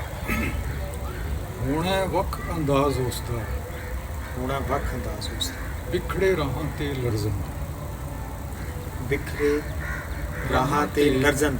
ਹੋਣਾ ਵੱਖ ਅੰਦਾਜ਼ ਉਸ ਦਾ, ਬਿਖੜੇ ਰਾਹਾਂ ਤੇ ਲਰਜ਼ਨ ਦਾ। ਕੰਡਿਆਂ ਦੀ ਹੋਣਾ ਵੱਖ ਅੰਦਾਜ਼ ਉਸ ਦਾ, ਬਿਖੜੇ ਰਾਹਾਂ ਤੇ ਲਰਜ਼ਨ ਦਾ। ਕੰਡਿਆਲੀ ਜੂ ਦਾ ਹਰ ਇੱਕ ਕੰਡਾ, ਜਿੰਦ ਉਹਦੀ ਨੂੰ ਖਹਿ ਗਿਆ। ਜਿੰਦ ਉਹਦੀ ਨੂੰ ਖਹਿ ਗਿਆ। ਕੰਡਿਆਲੀ ਜੂ ਦਾ ਹਰ ਇੱਕ ਕੰਡਾ, ਜਿੰਦ ਉਹਦੀ ਨੂੰ ਖਹਿ ਗਿਆ। ਲੈ ਗਿਆ ਹੁਣ ਅੰਮ੍ਰਿਤ ਬਣ ਕੇ, ਔੜਾ ਮਾਰੇ ਰੁੱਖ ਦੀ ਜੜ ਵਿੱਚ। ਲੈ ਗਿਆ ਹੁਣ ਅੰਮ੍ਰਿਤ ਬਣ ਕੇ, ਔੜਾ ਮਾਰੇ ਰੁੱਖ ਦੀ ਜੜ ਵਿੱਚ। ਕਿਸੇ ਟਾਹਣੀ ਤੇ ਖਿੜੇ ਫੁੱਲ ਵਿੱਚ, ਖੁਸ਼ਬੂ ਬਣ ਕੇ ਬਹਿ ਗਿਆ। ਵਾਹ ਵਾਹ। ਲੈ ਗਿਆ ਹੁਣ ਅੰਮ੍ਰਿਤ ਬਣ ਕੇ, ਔੜਾ ਮਾਰੇ ਰੁੱਖ ਦੀ ਜੜ ਵਿੱਚ। ਕਿਸੇ ਟਾਹਣੀ ਤੇ ਖਿੜੇ ਫੁੱਲ ਵਿੱਚ, ਖੁਸ਼ਬੂ ਬਹਿ ਗਿਆ। ਪੁੱਜਿਆ ਨਹੀਂ ਹੈ ਸਾਗਰ ਤੱਕ ਉਹ, ਰਾਹ ਵਿੱਚ ਕਿਧਰੇ ਰਹਿ ਗਿਆ। ਪਾਣੀ ਹੀ ਹੈ ਆਖਰੋ ਤਾਂ, ਹੋਰ ਹੀ ਕਿਧਰੇ ਰਹਿ ਗਿਆ। ਵਾਹ ਵਾਹ ਵਾਹ। ਬਿਲਕੁਲ ਠੀਕ ਕਿਹਾ ਜੀ। ਤੁਹਾਨੂੰ ਜ਼ਰੂਰ ਇਹਦੇ ਤੇ ਫੋਨ ਆਇਆ ਹੋਵੇਗਾ, ਕਿਸੇ ਨੇ ਜ਼ਰੂਰ ਇਹ ਕਿਹਾ ਹੋਵੇਗਾ ਕਿ ਜੀ ਇਹ ਕਿਹੜਾ ਹੈ, ਖੁਸ਼ਬੂ ਬਣ ਗਿਆ ਸਾਗਰ ਤੱਟ ਤੇ ਅਪੜਿਆ ਨਹੀਂ। ਬਹੁਤ ਖੂਬਸੂਰਤ ਰਚਨਾ ਜੀ, ਬਹੁਤ ਖੂਬਸੂਰਤ ਰਚਨਾ। ਮੈਂ ਰੁੱਖ ਫਿਰ ਉਸ ਸੰਜੀਦਗੀ ਵੱਲ ਨਾ, ਇਹ ਵੀ ਸੰਜੀਦਾ ਸੀ, ਮੈਂ ਇਹ ਨਹੀਂ ਕਹਿ ਰਿਹਾ ਕਿ ਇਹ ਸੰਜੀਦਾ ਨਹੀਂ ਸੀ, ਸੰਜੀਦਾ ਰਚਨਾਵਾਂ ਨੇ। ਮੈਂ ਦੂਸਰੀ ਸੰਜੀਦਗੀ ਵੱਲ ਫਿਰ ਰੁੱਖ ਕਰ ਰਿਹਾ ਕਿ ਉਹ ਕਿਹੜੀਆਂ ਚੀਜ਼ਾਂ ਨੇ ਜਿਹੜੀਆਂ ਅੱਜ ਦੇ ਸਾਰੇ ਸਮੇਂ ਦੇ ਵਿੱਚ ਵਿਅਕਤੀ ਨੂੰ ਅਪਣਾਉਣੀਆਂ ਚਾਹੀਦੀਆਂ ਨੇ, ਤੇ ਉਹ ਕਿਹੜੀਆਂ ਚੀਜ਼ਾਂ ਨੇ ਜਿਹੜੀਆਂ ਨਹੀਂ ਕਰਨੀਆਂ ਚਾਹੀਦੀਆਂ, ਤਾਂ ਕਿ ਉਹਦਾ ਜਿਹੜਾ ਜੀਵਨ ਹੈ ਉਹ ਇੱਕ ਸੁਖਦ, ਖੁਸ਼ਹਾਲ ਤੇ ਇਹੋ ਜਿਹਾ ਹੋਏ ਕਿ ਆਉਣ ਵਾਲੀਆਂ ਨਸਲਾਂ ਜਿਹੜੀਆਂ ਉਹਦੇ ਲਈ ਉਹ ਚਾਨਣ ਬਣਾ ਸਕੇ। ਤੁਹਾਡਾ ਸਵਾਲ ਬਹੁਤ ਡੂੰਘਾ, ਬਹੁਤ ਵਧੀਆ ਜੀ। ਤੋ ਇੰਨੇ ਡੂੰਘੇ ਸਵਾਲ ਦਾ ਜਵਾਬ ਦੇਣਾ ਵੈਸੇ ਮੇਰੇ ਵਰਗੇ ਦੀ ਬਸ ਦੀ ਗੱਲ ਵੀ ਨਹੀਂ ਹੁੰਦੀ। ਇਹਦੇ ਲਈ ਕੋਈ ਬਹੁਤ ਵਿਦਵਾਨ ਔਰ ਨਹੀਂ, ਐਸੀ ਗੱਲ ਨਹੀਂ। ਤੁਹਾਡੇ ਕੋਲ ਹਰ ਸਵਾਲ ਦਾ ਜਿਹੜਾ ਹੈ ਉੱਤਰ ਹੈ, ਇਹ ਮੈਨੂੰ ਗਿਆਤ ਹੈ ਜੀ। ਤੋ ਬੇਨਤੀ ਇੱਦਾਂ ਜੀ ਕਿ ਦਰਅਸਲ ਜਿਸ ਤਰ੍ਹਾਂ ਇੱਕ ਜੀਵਨ ਜਾਂਚ ਦੀ ਗੱਲ ਹੈ, ਜਾਂ ਜਿਸ ਤਰ੍ਹਾਂ ਦਾ ਵੀ ਦੇਖੋ ਇੱਕ ਜੀਵਨ ਸਫਲ ਬਣਾਉਣ ਵਾਸਤੇ, ਤੋ ਸਾਡੇ ਕੋਲ ਆਖਿਰਕਾਰ ਸਾਨੂੰ ਇਹ ਦੇਖਣਾ ਚਾਹੀਦਾ ਕਿ ਸਾਡੀਆਂ ਪਰੰਪਰਾਵਾਂ, ਸਾਡਾ ਵਿਰਸਾ ਕੀ।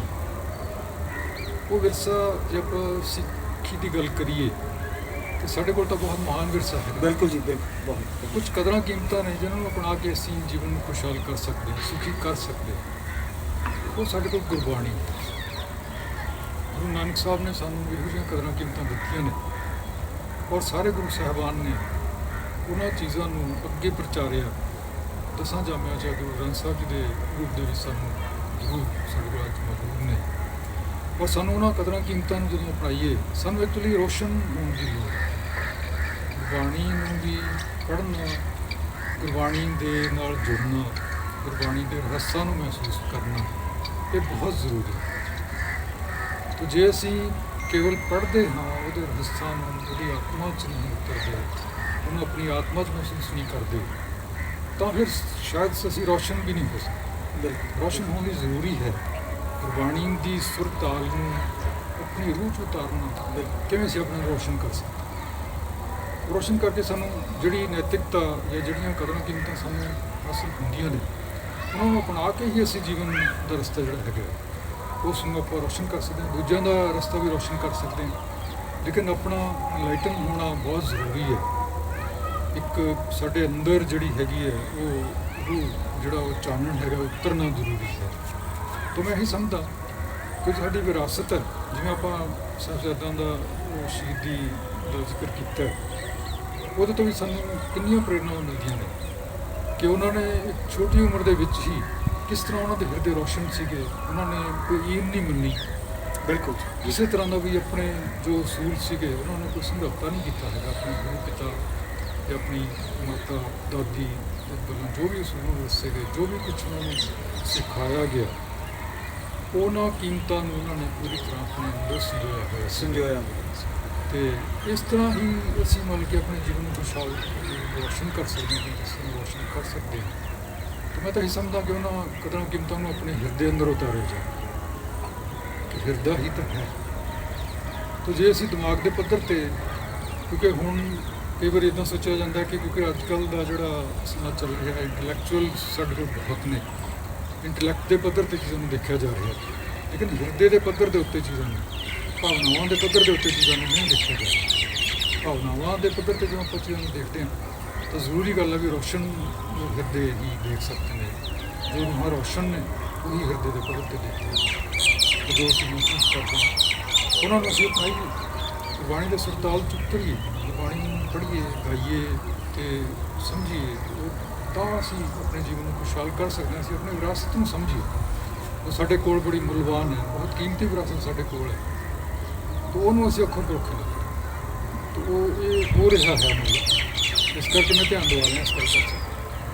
ਅਤੇ ਕਿਉਂਕਿ ਖੋਜਾਂ ਵੀ ਹੋ ਰਹੀਆਂ ਨੇ, ਵਿਦਵਾਨ ਬੜੀਆਂ ਖੋਜਾਂ ਕਰ ਰਹੇ ਨੇ, ਪਰ ਉਹ ਉਹਨਾਂ ਨੂੰ ਬਹੁਤ ਪੱਧਰ ਦੇ ਉੱਤੇ ਹੀ ਲੈ ਕੇ ਚੱਲ ਰਹੇ, ਭਾਵਨਾਤਮਕ ਪੱਧਰ ਦੇ ਉੱਤੇ ਨਹੀਂ ਲੈ ਕੇ ਚੱਲ ਰਹੇ। ਬਿਲਕੁਲ ਠੀਕ ਹੈ ਜੀ, ਬਿਲਕੁਲ ਠੀਕ ਹੈ। ਔਰ ਬਹੁਤ ਪਿਆਰੀ ਗੱਲ ਕਹੀ ਭਾਜੀ ਤੁਸੀਂ ਕਿ ਬਹੁਤ ਅਕਲਾਂ ਵਾਲੇ ਲੋਕ ਨੇ ਜਿਹੜੇ ਵੱਡੀਆਂ ਵੱਡੀਆਂ ਅਕਲਾਂ ਦੇ ਦਾਅਵੇ ਕਰਦੇ ਆ, ਪਰ ਸ਼ਾਇਦ ਉਹ ਦਿਲ ਦੀ ਪੀੜ ਮਹਿਸੂਸ ਕਰਨ ਤੋਂ ਕਿਤੇ ਨਾ ਕਿਤੇ ਸਖਣੇ ਰਹਿੰਦੇ ਆ।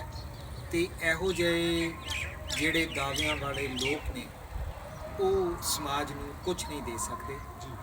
ਔਰ ਜੇ ਸਮਾਜ ਨੇ ਅੱਗੇ ਚੱਲਣਾ ਹੈ, ਅੱਗੇ ਤਰੱਕੀ ਕਰਨੀ ਹੈ, ਤਾਂ ਸਿਰਫ ਅਤੇ ਸਿਰਫ ਭਾਵਨਾਤਮਕ ਪੱਧਰ 'ਤੇ ਵਿਚਰਦੇ ਲੋਕ ਹੀ ਉਸ ਨੂੰ ਸੰਭਾਲ ਸਕਦੇ ਨੇ, ਉਸ ਨੂੰ ਅੱਗੇ ਤੋਰ ਸਕਦੇ ਨੇ ਔਰ ਕੋਈ ਸਾਰਥਕ ਦਿਸ਼ਾ ਦੇ ਸਕਦੇ ਨੇ।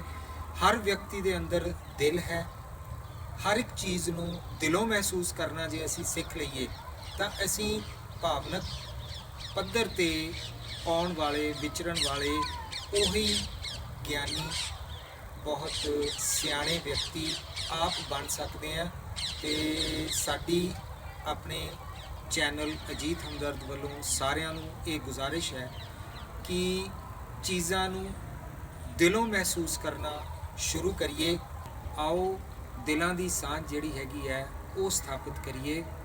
ਇਸ ਦੇ ਨਾਲ ਹੀ ਮੈਂ ਭਾਜੀ ਉਹਨਾਂ ਨੂੰ, ਮਨਜੀਤ ਪਾਲ ਭਾਜੀ ਨੂੰ ਇਹ ਗੁਜ਼ਾਰਿਸ਼ ਕਰਾਂਗਾ ਕਿ ਸਮਾਂ ਬਹੁਤ ਹੋ ਗਿਆ ਅਤੇ ਉਹ ਇੱਕ ਆਪਣੀ ਰਚਨਾ ਦੇ ਨਾਲ ਸਾਨੂੰ ਇਸ ਪ੍ਰੋਗਰਾਮ ਦੀ ਸਮਾਪਤੀ ਵੱਲ ਲੈ ਕੇ ਜਾਣ। ਇੱਕ ਰਚਨਾ ਤੁਹਾਡੀ। ਧੰਨਵਾਦ ਜੀ। ਮੈਮ ਰਚਨਾ ਐਕਚੁਅਲੀ ਸਫ਼ਰ ਦਾ ਜਿਹੜਾ ਇੱਕ ਕਨਸੈਪਟ ਹੈ, ਇੱਕ ਸੰਕਲਪ ਹੈ ਜ਼ਿੰਦਗੀ ਦੇ ਵਿੱਚ ਕਿ ਨਿਰੰਤਰ ਸਫ਼ਰ ਦੇ ਵਿੱਚ ਅਸੀਂ ਜੀ ਇੱਕ ਸਫ਼ਰ ਹੀ ਸਮਝਿਆ ਜਾਂਦਾ ਕਈ ਵਾਰੀ ਜੀਵਨ ਨੂੰ। ਤਾਂ ਉਹ ਇੱਕ ਤਰ੍ਹਾਂ ਦਾ ਮੈਂ ਲੈ ਕੇ ਮੇਰੇ ਅੰਦਰ ਜਿਸ ਤਰ੍ਹਾਂ ਦੀਆਂ ਭਾਵਨਾਵਾਂ ਮੇਰੇ ਅੰਦਰ ਸਫ਼ਰ ਦੇ ਬਾਰੇ ਆਈਆਂ ਤੇ ਉਹਨਾਂ ਨੂੰ ਕੁਝ ਬਿੰਦਾਵਲੀਆਂ ਦੇ ਨਾਲ, ਕੁਝ ਸੰਕੇਤਾਂ ਦੇ ਨਾਲ ਜੀ ਉਸ ਤਰ੍ਹਾਂ ਜੀ ਵਿਅਕਤੀ ਦੀ ਕੀਤੀ ਹੈ ਜੀ। ਬੇਸ਼ੱਕ। ਸੋ ਹੈ ਕਿਸ ਧੁਨ ਦੀ ਤਲਾਸ਼ ਵਿੱਚ ਸਾਰੀਆਂ ਟੁਨਕਾਰਾਂ ਦਾ ਸਫ਼ਰ, ਕਿਸ ਧੁਨ ਦੀ ਤਲਾਸ਼ ਵਿੱਚ ਸਾਰੀਆਂ ਟੁਨਕਾਰਾਂ ਦਾ ਸਫ਼ਰ। ਹੈ ਕਿਸ ਧੁਨ ਦੀ ਤਲਾਸ਼ ਵਿੱਚ ਸਾਰੀਆਂ ਟੁਨਕਾਰਾਂ ਦਾ ਸਫ਼ਰ, ਬਹੁਤ ਹੈ ਅਦਭੁਤ ਸਰਿੰਦਿਆਂ ਰਬਾਬਾਂ ਤੇ ਸਿਤਾਰਾਂ ਦਾ ਸਫ਼ਰ। ਵਾਹ। ਬਹੁਤ ਹੈ ਅਦਭੁਤ ਸਰਿੰਦਿਆਂ ਰਬਾਬਾਂ ਤੇ ਸਿਤਾਰਾਂ ਦਾ ਸਫ਼ਰ, ਆਕਾਰਾਂ ਤੋਂ ਪਾਰ ਹੋ ਕੇ ਸਿਰਜ ਲੈਣਾ ਨਿਰਆਕਾਰ ਵਜੂਦ, ਆਕਾਰਾਂ ਤੋਂ ਪਾਰ ਹੋ ਕੇ ਸਿਰਜ ਲੈਣਾ ਨਿਰਆਕਾਰ ਵਜੂਦ, ਰੂਪਹੀਣ ਹੋ ਬਿਖਰ ਜਾਣਾ ਹੈ ਸਭ ਨਕਸ਼ਾ ਨੁਹਾਰਾਂ ਦਾ ਸਫ਼ਰ। ਵਾਹ। ਆਕਾਰਾਂ ਤੋਂ ਪਾਰ ਹੋ ਕੇ ਸਿਰਜ ਲੈਣਾ ਨਿਰਆਕਾਰ ਵਜੂਦ, ਰੂਪਹੀਣ ਹੋ ਬਿਖਰ ਜਾਣਾ ਹੈ ਸਭ ਨਕਸ਼ਾ ਨੁਹਾਰਾਂ ਦਾ ਸਫ਼ਰ। ਫੁੱਲਾਂ ਦਾ ਨਹੀਂ ਹੈ ਸਫ਼ਰ ਸੀਮਿਤ ਕੇਵਲ ਰੰਗਾਂ ਤੇ ਸੁਗੰਧਾਂ ਦੀ, ਵਾਹ। ਫੁੱਲਾਂ ਦਾ ਨਹੀਂ ਹੈ ਸਫ਼ਰ ਸੀਮਤ ਕੇਵਲ ਰੰਗਾਂ ਤੇ ਸੁਗੰਧਾਂ ਦੀ, ਸੁਗੰਧਾਂ ਦੀ ਚੋਭਾਂ ਦੀ ਕੀ ਮਹਦੂਦ ਨਹੀਂ ਹੈ ਕੰਡਿਆਂ ਤੇ ਖਾਰਾਂ ਦਾ ਖਾਰਾਂ ਸਫ਼ਰ। ਦਾ ਸਫ਼ਰ। ਫੁੱਲਾਂ ਦਾ ਨਹੀਂ ਹੈ ਸਫ਼ਰ ਸੀਮਤ ਕੇਵਲ ਰੰਗਾਂ ਤੇ ਸੁਗੰਧਾਂ ਦੀ, ਚੋਭਾਂ ਦੀ ਕੀ ਮਹਦੂਦ ਨਹੀਂ ਹੈ ਕੰਡਿਆਂ ਤੇ ਖਾਰਾਂ ਦਾ ਖਾਰਾਂ ਦਾ ਸਫ਼ਰ। ਰੁੱਖ ਹੀ ਨਹੀਂ ਹੰਢਾਉਂਦੇ ਕੇਵਲ ਰੁੱਤਾਂ ਦੇ ਬਦਲਦੇ ਮਿਜਾਜ਼, ਰੁੱਖ ਹੀ ਨਹੀਂ ਹੰਢਾਉਂਦੇ ਕੇਵਲ ਰੁੱਤਾਂ ਦੇ ਬਦਲਦੇ ਮਿਜਾਜ਼, ਗੁਜ਼ਰਦਾ ਹੈ ਰੂਹ ਦੇ ਰਾਹਾਂ ਤੋਂ ਵੀ ਖਿਜ਼ਾਵਾਂ ਤੇ ਬਹਾਰਾਂ ਦਾ ਸਫ਼ਰ। ਵਾਹ। ਰੁੱਖ ਹੀ ਨਹੀਂ ਹੰਢਾਉਂਦੇ ਕੇਵਲ ਰੁੱਤਾਂ ਦੇ ਬਦਲਦੇ ਮਿਜਾਜ਼, ਗੁਜ਼ਰਦਾ ਹੈ ਰੂਹ ਦੇ ਰਾਹਾਂ ਤੋਂ ਵੀ ਖਿਜ਼ਾਵਾਂ ਤੇ ਬਹਾਰਾਂ ਦਾ ਸਫ਼ਰ। ਬਹੁਤ ਮਹੀਨ ਨੇ ਇਹ ਬਰਤਾਂ ਤੇ ਬਹੁਤ ਸੂਖਮ ਨੇ ਇਹ ਰਸ, ਵਾਹ। ਬਹੁਤ ਮਹੀਨ ਨੇ ਇਹ ਕਰਤਾਂ ਤੇ ਬਹੁਤ ਸੂਖਮ ਨੇ ਇਹ ਰਹੱਸ, ਕੇਵਲ ਜੰਗ ਨਹੀਂ ਹੈ ਜੀਵਨ ਤੇ ਨਾ ਹੀ ਜਿੱਤਾ ਹਾਰਨ ਦਾ ਸਫ਼ਰ। ਵਾਹ। ਵਾਹ। ਬਹੁਤ ਮਹੀਨ ਨੇ ਇਹ ਕਰਤਾਂ ਤੇ ਬਹੁਤ ਸੂਖਮ ਨੇ ਇਹ ਰਹੱਸ, ਕੇਵਲ ਜੰਗ ਨਹੀਂ ਹੈ ਜੀਵਨ ਤੇ ਨਾ ਹੀ ਜਿੱਤਾ ਹਾਰਨ ਦਾ ਖਾਰਾਂ ਸਫ਼ਰ। ਦਾ ਸਫ਼ਰ। ਹੈ ਕਿਸ ਧੁਨ ਦੀ ਤਲਾਸ਼ ਵਿੱਚ ਸਾਰੀਆਂ ਟੁਨਕਾਰਾਂ ਦਾ ਸਫ਼ਰ, ਬਹੁਤ ਹੈ ਅਦਭੁਤ ਸਰਿੰਦਿਆਂ ਰਬਾਬਾਂ ਤੇ ਸਿਤਾਰਾਂ ਦਾ ਸਫ਼ਰ। ਬਹੁਤ ਖੂਬਸੂਰਤ ਲਾਈਨਾਂ ਨੇ ਜੀ। ਜ਼ਿੰਦਗੀ ਦਾ ਪੂਰਾ ਰਹੱਸ ਜੋ ਹੈ ਉਹ ਤੁਹਾਡੀ ਇਸ ਰਚਨਾ ਦੇ ਵਿੱਚ ਨਜ਼ਰ ਆਉਂਦਾ ਹੈ ਕਿ ਜਿਹੜੀਆਂ ਚੀਜ਼ਾਂ ਸਾਨੂੰ ਸੁਭਾਵਿਕ ਦਿਖਾਈ ਦਿੰਦੀਆਂ ਨੇ, ਅਸਲ ਦੇ ਵਿੱਚ ਕੀ ਉਹ ਉਨਾ ਹੀ ਸੱਚ ਹੁੰਦਾ? ਨਹੀਂ। ਇਹ ਜੋ ਅਸਲ ਸੱਚ ਹੈ ਇਹ ਬਹੁਤ ਪਾਰ ਦਾ ਸੱਚ ਹੈ। ਸਿਰਫ ਪਾਰਖੂ ਤੇ ਵੇਖਣ ਵਾਲੀ ਜਿਹੜੀ ਨਜ਼ਰ ਹੈ ਉਹ ਹੀ ਇਸ ਨੂੰ ਮਹਿਸੂਸ ਕਰ ਸਕਦੀ ਹੈ, ਉਹ ਹੀ ਇਸ ਜ਼ਿੰਦਗੀ ਦਾ ਆਨੰਦ ਲੈ ਸਕਦੀ ਹੈ। ਗੱਲ ਫੇਰ ਉੱਥੇ ਮੁੱਕਦੀ ਹੈ। ਆਓ ਸਾਰੇ ਅਸੀਂ ਦਿਲਾਂ ਦੀ ਸਾਂਝ ਜੋ ਹੈ ਉਹਨੂੰ ਸਥਾਪਿਤ ਕਰੀਏ ਤੇ ਅੱਜ ਦੇ ਇਸ ਪ੍ਰੋਗਰਾਮ ਦੇ ਵਿੱਚ ਇੱਕ ਜੋ ਸਾਨੂੰ ਮੁੱਖ ਸਿੱਖਿਆ ਸਾਡੇ ਮਨਜੀਤ ਪਾਲ ਭਾਈ ਸਾਹਿਬ ਨੇ ਦਿੱਤੀ ਹੈ ਉਹ ਇਹੋ ਹੀ ਹੈ ਕਿ ਦਿਲਾਂ ਦੀਆਂ ਸਾਂਝਾਂ ਜੋ ਹੈ ਉਹ ਸਥਾਪਿਤ ਕਰਨਾ ਹੀ ਅਸਲ ਮਾਨਿਆਂ ਦੇ ਵਿੱਚ ਜ਼ਿੰਦਗੀ ਜੀਣਾ ਹੈ। ਹਰ ਇੱਕ ਚੀਜ਼ ਨੂੰ ਸੂਖਮਤਾ ਨਾਲ ਸਮਝਣਾ ਸ਼ੁਰੂ ਕਰੀਏ, ਮਹਿਸੂਸ ਕਰਨਾ ਸ਼ੁਰੂ ਕਰੀਏ।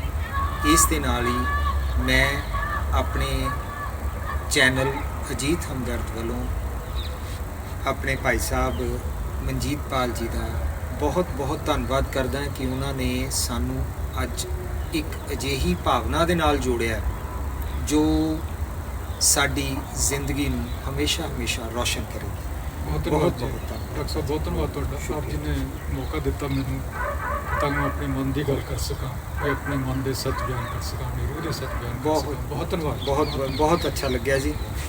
ਸਾਡੇ ਦਰਸ਼ਕਾਂ ਨੂੰ ਇਹ ਪ੍ਰੋਗਰਾਮ ਕਿਸ ਤਰ੍ਹਾਂ ਲੱਗਿਆ, ਮਿਹਰਬਾਨੀ ਕਰਕੇ ਸਾਨੂੰ ਇਹ ਕਮੈਂਟ ਬਾਕਸ ਦੇ ਵਿੱਚ ਜ਼ਰੂਰ ਦੱਸਣਾ। ਇਸੇ ਤਰ੍ਹਾਂ ਦੇ ਪ੍ਰੋਗਰਾਮ ਲੈ ਕੇ ਅਸੀਂ ਅੱਗੇ ਤੋਂ ਵੀ ਹਾਜ਼ਰ ਹੁੰਦੇ ਰਵਾਂਗੇ। ਵੱਖ-ਵੱਖ ਬਹੁਤ ਮਿਸਾਲੀਆ ਸ਼ਖਸੀਅਤਾਂ ਨਾਲ ਤੁਹਾਡੀ ਮੁਲਾਕਾਤ ਕਰਵਾਵਾਂਗੇ।